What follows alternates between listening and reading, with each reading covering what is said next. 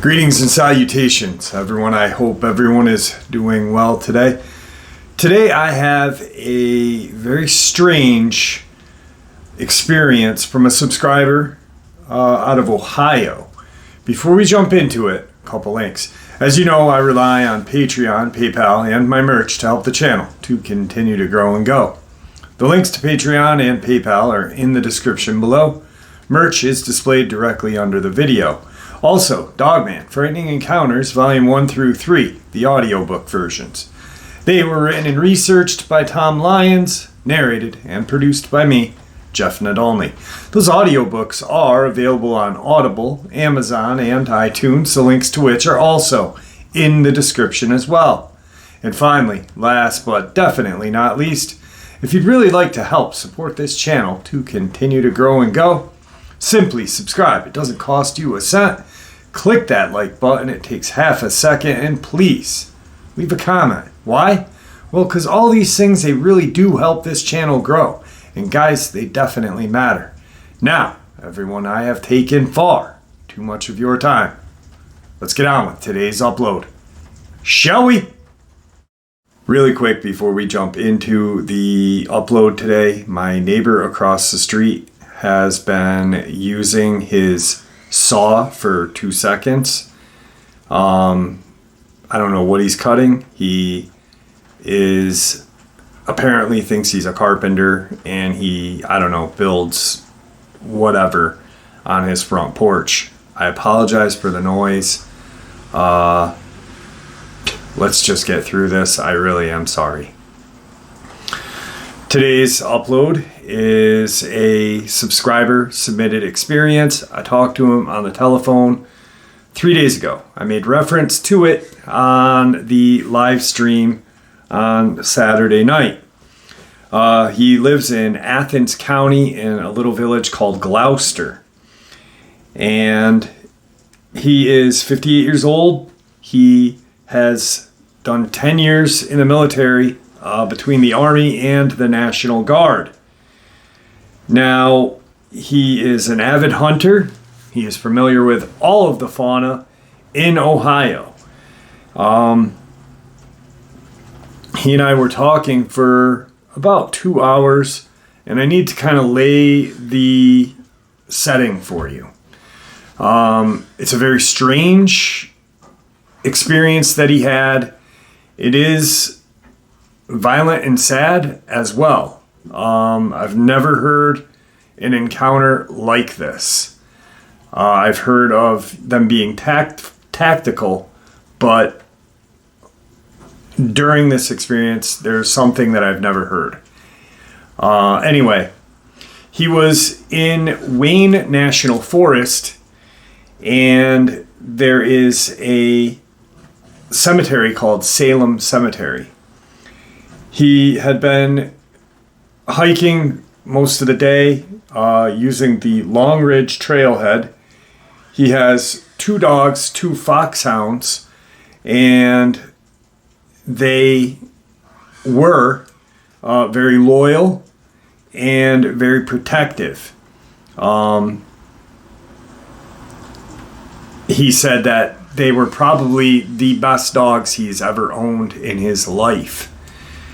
Now, they were not aggressive, but they were very protective. He made that known. So he had hiked most of the day, and he had went around this area called Lake Vesuvius, just hiking, having a great day. This is about 3 weeks ago. He said as he was hiking, he went off course just to get the dogs running a little. He has a extended lead, one that extends out to about 100 feet. He's got both in one hand. Now, he's in the woods. His dogs are pretty smart. He said they're about 4.5, 5 years old. They are of different breeds. They're not brother and sister. but they have been raised together.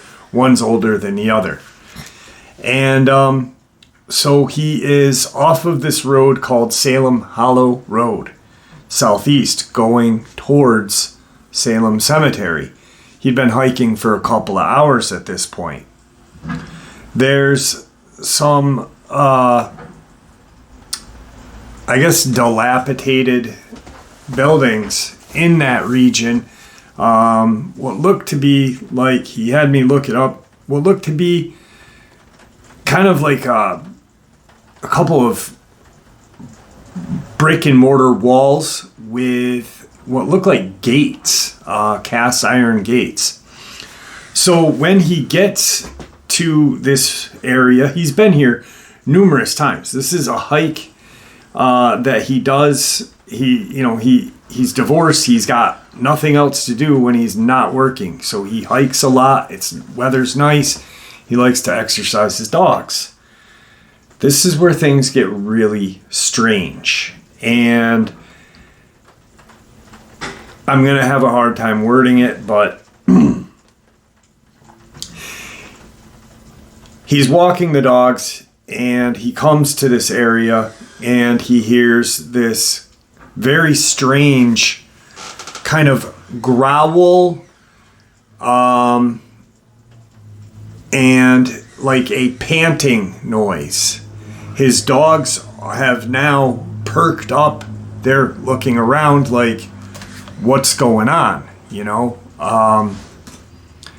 He can tell that whatever is making this noise is really close to him. He is kind of rounded the corner to where this, I guess, old building was. He doesn't know what it is. He's, asked a couple people, and there's been, different, how things are when, there's an old structure. People say it's this, it's been that, it was this. He thinks that it was like a smelting plant back in the day. He's not really sure. As he rounds this corner, he pulls the lead in, the retractable lead. The dogs are now 10 to 15 feet in front of him. He's got them in each hand now and walking so he can have more control. He rounds this bend and he sees what he assumes at first are two huge wolves. He is looking at them going, what's going on? These things are huge and they are mating. Now, obviously, we have heard about dogmen having pups. I've really never heard of an encounter of someone seeing them mate. He said they were like in a position of a normal dog. When he sees them, these two creatures look over at him, he can see that they are obviously not wolves, not any kind of dog that he's ever seen. They're huge. He said even in the position that they were in it looked like two humans mating, but how dogs do. They turn and look at him. He then turns back the way he had come from, and he's starting to head back the way he had just come from. He's trying to get out as fast as possible. His dogs are, of course, acting like dogs would. They want to see what the heck's going on.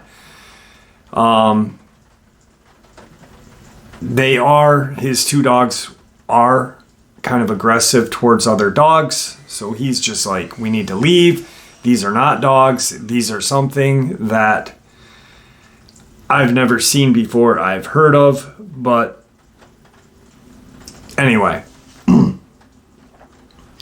he gets probably a half a mile away and he's like, okay, I'm good. I'm far enough away. He's probably 200 yards from Salem Cemetery.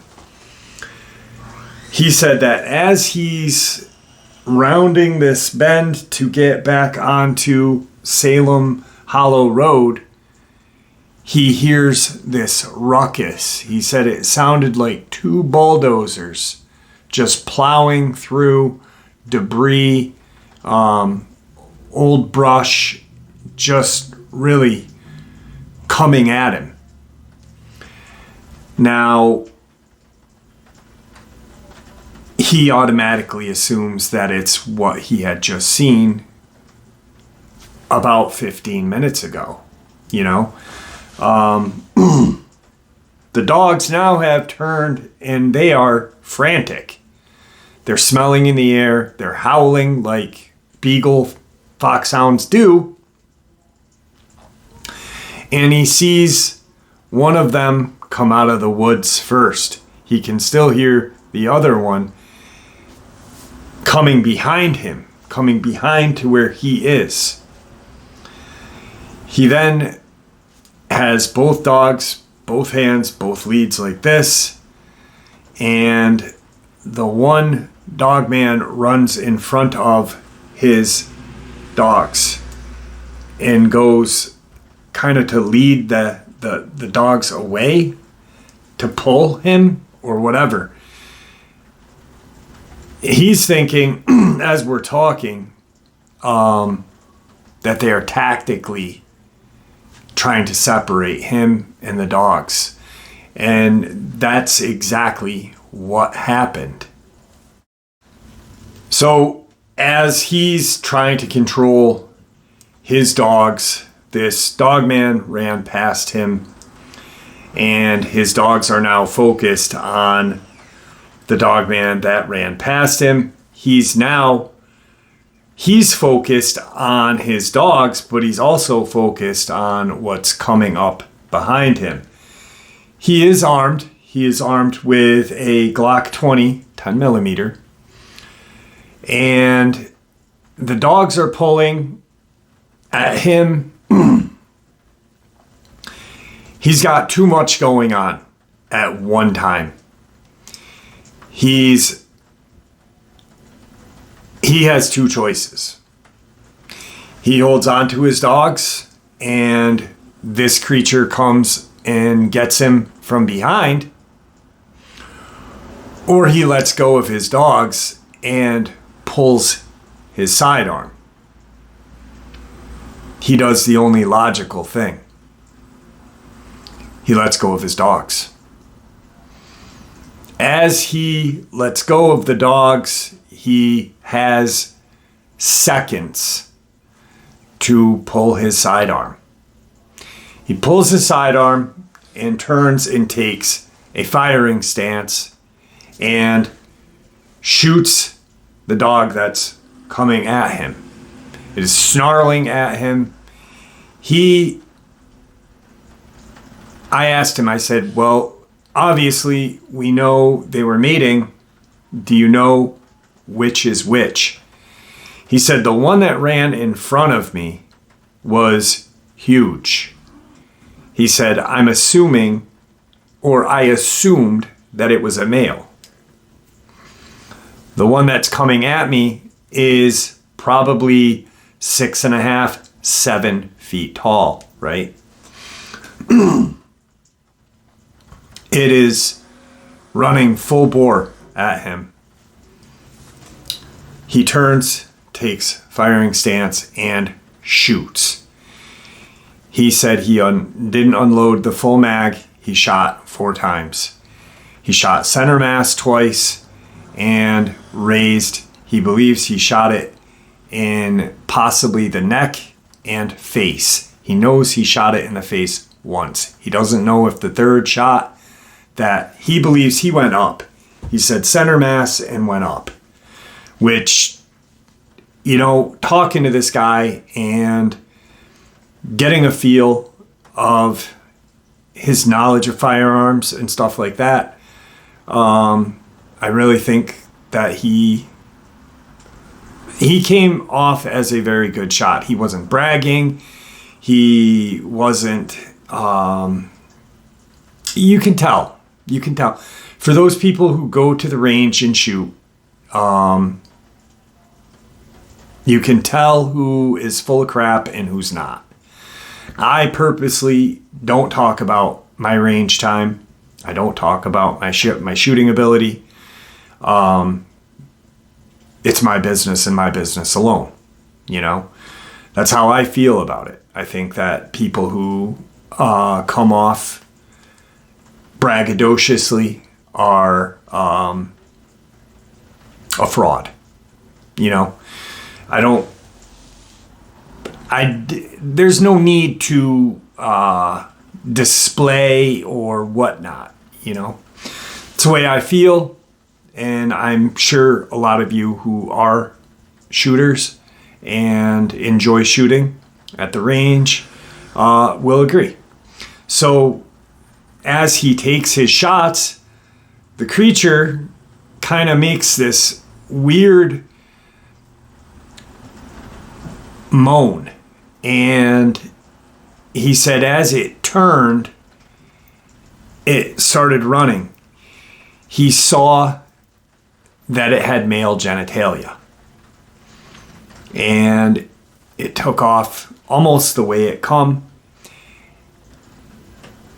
And it wasn't running as fast or as well as it was. At this time, he's now focused on his dogs.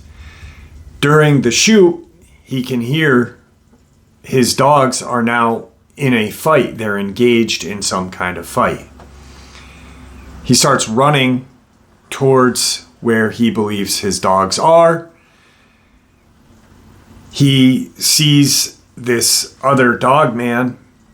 It actually had the lead in its hand. He said, you know, Jeff, I don't know how it could close its hand and make a grasp because of the nails it had, but it did. And he said, I couldn't believe what I was seeing. It was so intelligent that it knew that this lead was controlling my dogs. And it had, you know, he had already, the Dogman had already killed one of his dogs. It was dead. And it was still holding on to the leads. Not by the handles, but by the cord, the wire, the plastic coated wire. The other foxhound is in bad shape. It's whining, it's cowering on its side, you know, just trying to get up. It sees his master, and at that point, we had to take a break because he's in tears. He said that when he saw his dog the way it was, he made two split decisions. I looked at my other dog and I knew it was dead, and there was no way that no matter the amount of money that I was going to be able to save my other dog. It was in pain. It was dying. The Dogman was not killing. It didn't. These things are so sick. They are almost like sadistic serial killers, the way he explained it. He said that it was just almost torturing it. He said, I stopped dead in my tracks. I fired. I put my dog down out of its misery. He said, before this other Dogman could turn, He said, I shot twice in its back. And as it turned to loop around at him, it kind of dropped. He said, at first, I'm thinking maybe I severed its spinal cord. But it dropped onto all fours and turned to face him. He said I must have hit it in the shoulder or whatever. He's out of breath. He had just started running. He's, really stressed out, and he's at a point of disbelief of what is going on. This is a park that he's used multiple times. He's been here multiple times. Never ever has he seen or heard anything like this. This Dogman now is standing face to face with him. He says it's probably a good 4.5 to 5 feet at the shoulders. It looks at him. He's staring down. They are both staring at each other. He has got his bead on this dog, and he has got it trained directly in its face. He was going to mag dump on this creature right in its face. He said, I didn't have a better shot. He said, I was looking at, sternum. He said, I've already shot that one Dogman in the chest, and it ran, it hobbled. This one I just shot in its back. He goes, at first I thought I did shoot it in its spine, but when it turned and dropped to all fours, he goes, I knew I didn't. It was almost like those two shots didn't even matter with a 10 millimeter, which is strange. The Dogman looks at him. They're eyeing each other. It's snarling at him like a rabid dog. And it just takes off at him. He shoots 2 shots, but it's not running directly at him. So he shoots it in the side, and it just runs right by him. He knows both shots hit it, probably in the ribs. He's fouling, and he's watching this creature run by him. He said the strangest thing was I looked, and he goes, I don't know why I was drawn to look at its feet. But he said the back feet kind of were like this as it ran. Almost, it was like on its toes, running full bore. But the front feet were kind of cupped like that, like a paw, but a hand. And it was so fast that he doesn't believe it. He thinks that if he took another shot, that it would have just been a wasted bullet. The bullet probably would have just, it would have been a shot with no target. So it would have just been sailing in the air. And anyone with any kind of training or respect knows that he then goes to his dogs, looks at his dogs. They're tore up. He is trying to figure out what to do. He then calls the Ohio, he calls Athens Sheriff's Department. And at that point, they are trying to figure out where he is to send someone down to help him. He hasn't exactly told them what went on.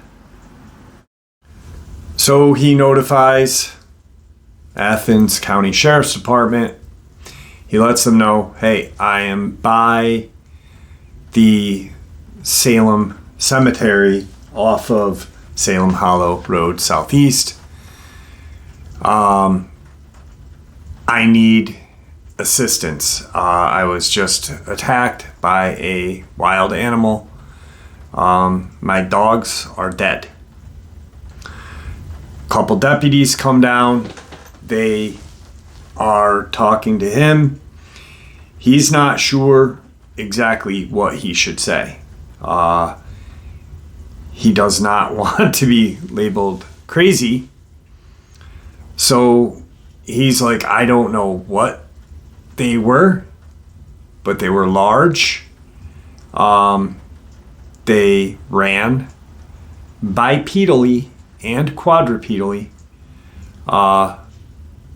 And they took rounds from my 10 millimeter. One of the deputies, they look at the dogs, they look at the scene. One of the deputies goes and calls county wildlife officers.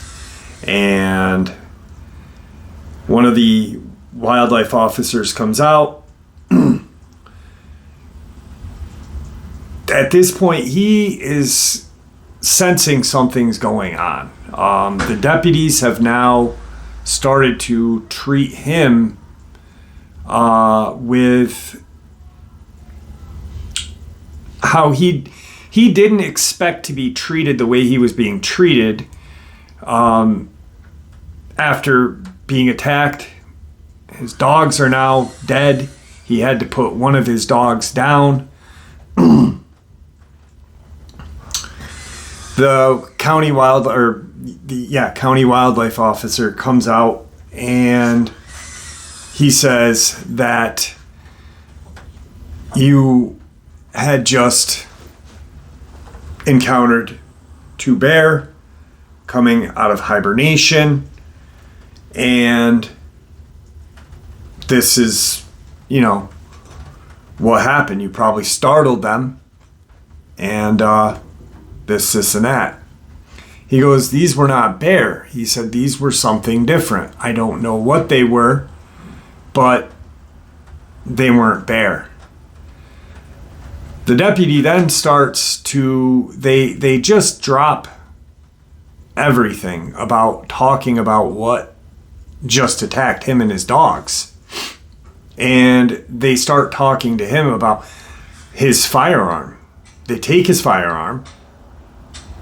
They start to harass him about having to put down his dog, which you can clearly see was really badly wounded. There's only one. As a divorced man, he never had kids. His dogs were his kids,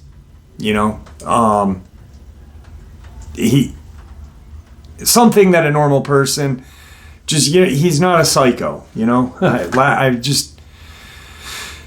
they're now giving him the runaround. They are really treating him like he's a criminal. No more mention of this bear attack. And they're saying you just wildly were shooting. You were wildly shooting at, these black bear. You shot your dog. We're arresting you. He was then arrested.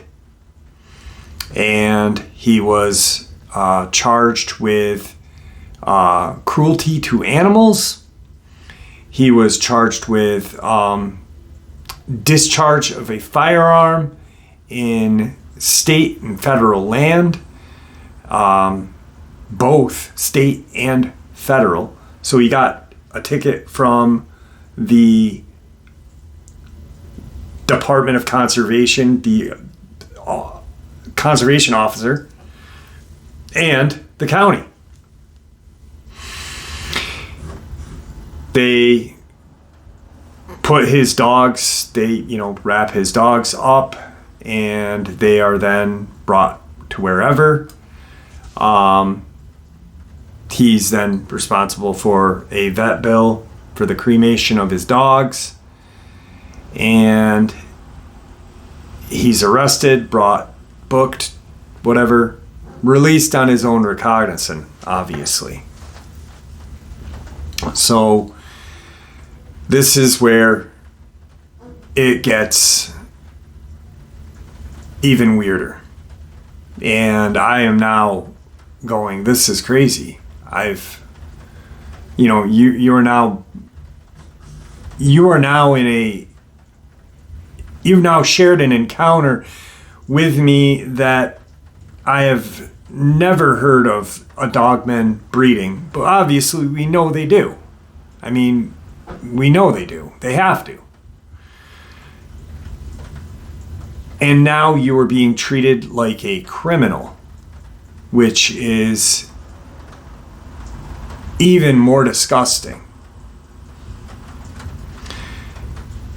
He's then he goes to court, and they fine him for shooting at they hit him with hunting while not during hunting season, whatever kind of ticket that was, even though he's shooting with a pistol and protecting himself, and everything else.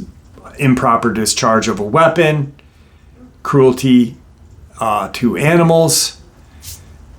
He's fined and pretty much told by the conservation officer. The deputies didn't show up at court. The conservation officer did. Apparently, the judge and him and the DA had spoken. Fines were given, and as he's leaving the courthouse, the officer comes up to him and says, "You shot at bear. You know that's what you shot at. You know that's what killed your dogs, and you're lucky you're not in jail." Can you tell me where that's right?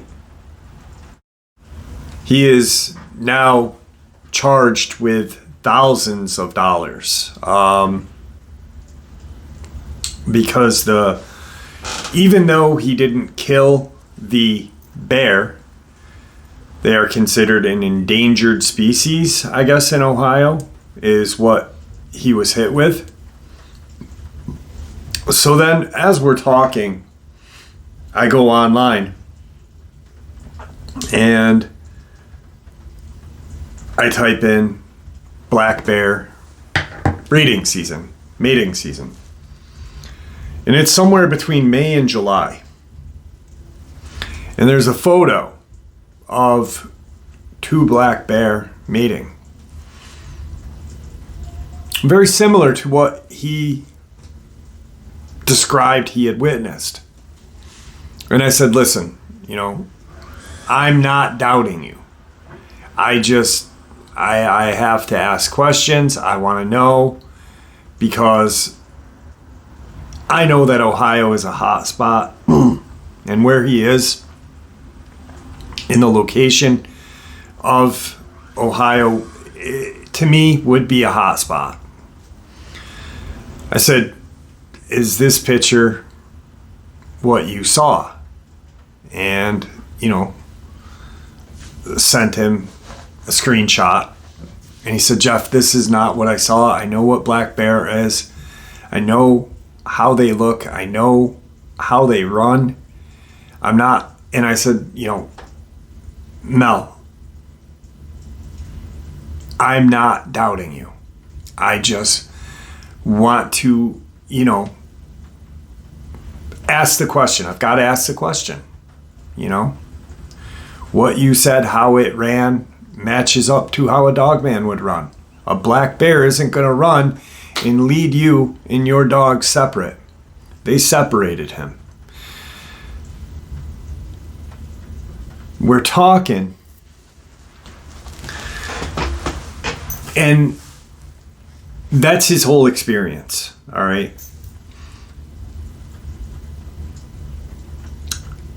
He's still fighting tickets. He's still fighting everything. He was not given his dog's ashes, their remains, but had to pay for the cremation. Also,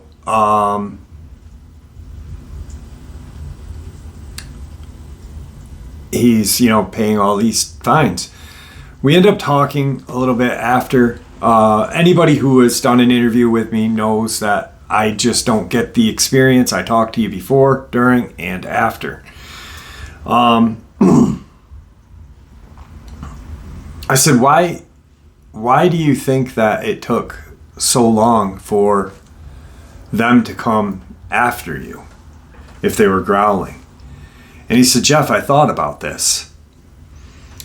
He said, let's just say that they are canine and have canine DNA mixed with whatever, or they are some type of canine that, whatnot. How do canines reproduce? Well, they're stuck for a long time. Maybe, he said, maybe my dogs and I surprised them. They were stuck. If anyone knows anything about canine reproduction, they get stuck during the process. Maybe that's what happened. That's why maybe it took so long for them to come back and track us down.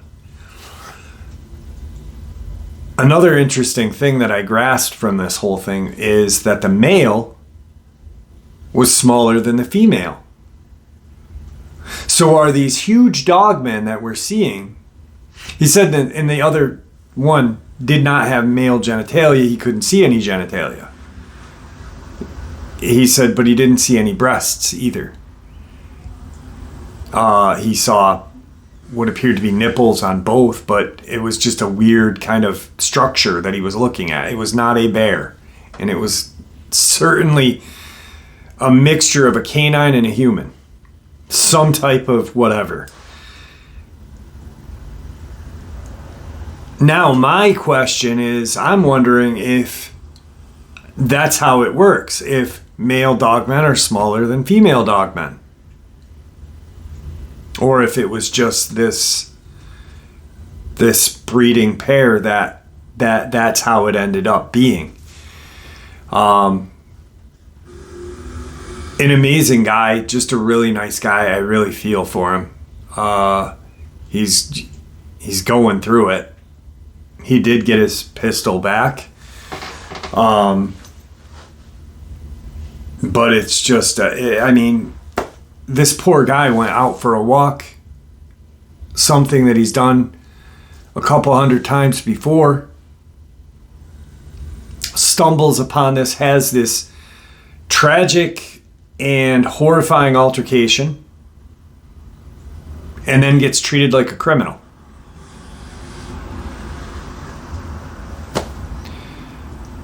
He doesn't know if there's kind of a cover-up going on to where that conservation officer knew and just wants to keep it quiet or what, but he knows that he was wronged 100% by our government, by his local, state, federal, whatever, through the whole process. This guy is a victim all the way around. It's tragic. It's disgusting.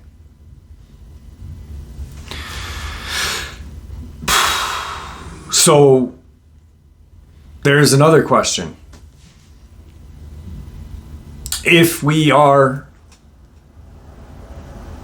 attacked by a dogman or threatened by a dogman, Bigfoot, whatnot, do we have the right to shoot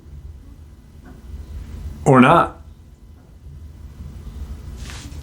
Who's to say? Like I said to him, I said, this is crazy, because what if I'm in upstate New York hiking And I'm looking around looking for, clues about Tom Mezek's disappearance and this and that. And in New York State on the books is do not shoot Bigfoot. What happens if by chance a Bigfoot comes at me and I shoot him? Am I going to jail for murder? Am I going to get fined? This is not a joke. I'm not joking. These are questions we have to ask now. Do these things have rights? And I'm not, this is not a joke, because to me, what this guy went through is wrong 100%. And he really got wrung through the ringer. Anyway, that was today's upload. It's a very tragic upload. We did learn a couple of things. I guess you're screwed either way, But it was, a couple of interesting things that are now kicking in my mind are they genetically coded as canine and just a different, what I mean? Like just a different kind of species or whatnot. I'm not a scientist, so I don't know the proper lingo, and I'm hoping that you're understanding what I'm saying. But is that why they took so long? This left me with more questions than answers, and I really feel for the guy. Anyway, that is today's upload. I hope you guys enjoyed it as much as I enjoyed sharing it with you. Actually, I didn't enjoy sharing it because it's sad and it's tragic. But there is things that we can learn from it. So, guys, be safe. Be vigilant while out in the woods. I don't know what else to say at the ending, it's tragic. But with that, please everyone, stay safe, stay vigilant, stay healthy, stay happy, and God bless.